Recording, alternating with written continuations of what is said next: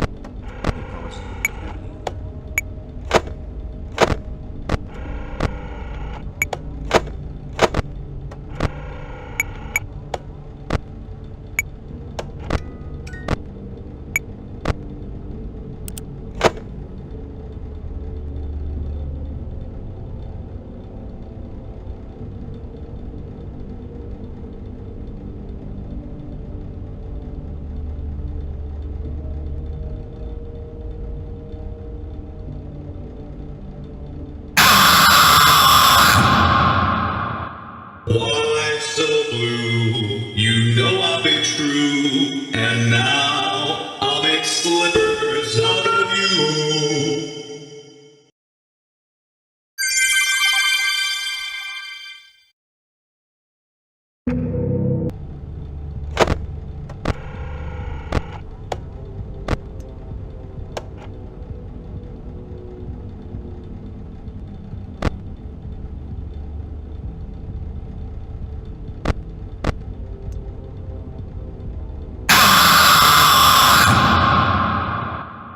My friend, you have met a terrible, terrible demise.